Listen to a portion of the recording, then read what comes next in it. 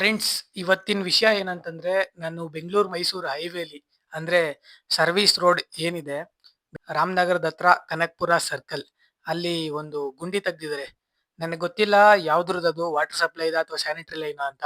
But ತೆಗ್ದಿದ್ದಾರೆ, ಯಾವುದೇ ರೀತಿ instructions ಕೊಟ್ಟಿಲ್ಲ. ಇಲ್ಲಿ ಗುಂಡಿ ಇದೆ, ಒಂದು ಬ್ಯಾರಕೇಡ್ ಇಟ್ಟಿಲ್ಲ. ನಮ್ಮ ಗೌರ್ಮೆಂಟ್ ಎಷ್ಟು ನೆಗ್ಲಿಜೆನ್ಸ್ ಮಾಡ್ತಿದೆ ಅಂತಂದ್ರೆ, ಇದ್ರಿಂದ ಏನ್ ತೊಂದರೆ ಆಗ್ತಿದೆ ಸಾರ್ವಜನಿಕರಿಗೆ ಅಂತಂದ್ರೆ, ಯಾರೋ ಒಬ್ಬ ಒಂದು ಐ ಥಿಂಕ್ CT 100 ಗಾಡಿ ಅನ್ಕೋತೀನಿ ಇದು. ಈ ಗಾಡಿ ಗುಂಡಿ ಒಳಗಡೆನೆ ಬಿಟ್ಬಿಟ್ಟಿದ್ದಾನೆ. ಪೇಷಂಟ್ ಸೀರಿಯಸ್ ಕಂಡೀಷನ್ ಅಲ್ಲಿ ಇದ್ದಾನೆ. ಆಂಬುಲೆನ್ಸ್ ಬಂದು ಹಾಸ್ಪಿಟಲ್ ಕರ್ಕೊಂಡು ಹೋಗಿದ್ದಾರೆ.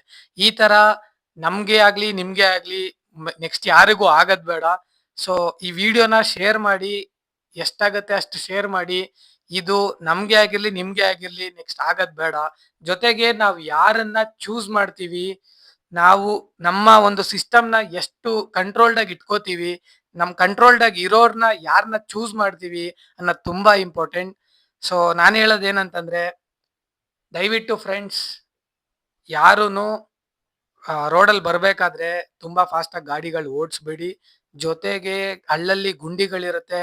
ಮೊದ್ಲೇ ಕೇಳ್ಬೇಕಾ, ನಮ್ ಗೌರ್ಮೆಂಟು ತುಂಬಾ ನೆಗ್ಲಿಜೆನ್ಸ್, ತುಂಬಾ ಅಂದ್ರೆ ತುಂಬಾ ನೆಗ್ಲಿಜೆನ್ಸ್. ಅವ್ರಿಗೇನು ಏನಾದ್ರೂ ಆಗ್ಬೇಕು ಅಂದ್ರೆ, ಒಂದ್ ರೋಡ್ ರೆಡಿ ಆಗ್ಬೇಕು ಅಂತಂದ್ರೆ, ಯಾರಾದ್ರೂ ಸಾವಾಗ್ಬೇಕು ಅಥವಾ ಬಿದ್ದು ಕಂಪ್ಲೇಂಟ್ ಹೋಗ್ಬೇಕು, ಅಥವಾ ಏನಾದ್ರೂ ಗುಂಡಿ ತೆಗ್ದಿದ್ರೆ ಆ ಗುಂಡಿ ಮುಚ್ಚಬೇಕು ಅಂತಂದ್ರೆ ಯಾರ್ದಾದ್ರೂ ಬಿದ್ದು ಜೀವನೇ ಹೋಗ್ಬೇಕು. ಇಲ್ಲ ಅಂದ್ರೆ ಯಾವ್ದೇ ಕಾರಣಕ್ಕೂ ಯಾರನ್ನು ಸರಿ ಮಾಡಲ್ಲ. ಸೊ ಈ ವಿಡಿಯೋನ ಆದಷ್ಟು ಶೇರ್ ಮಾಡಿ. ಆ ಇನ್ನೇನ್ ಹೇಳ್ಬೇಕು ನನಗೆ ಗೊತ್ತಾಗ್ತಿಲ್ಲ. ಅವರು ಯಾರು ಬಿದ್ದಿದ್ದಾರೆ ಆ ವ್ಯಕ್ತಿ ತುಂಬಾ ಬೇಗ ಹುಷಾರಾಗಿ ಬರ್ಲಿ ಅಂತ ಕೇಳ್ಕೊಳ್ತಾ ಈ ವಿಡಿಯೋನ ಮುಗಿಸ್ತಿದೀನಿ.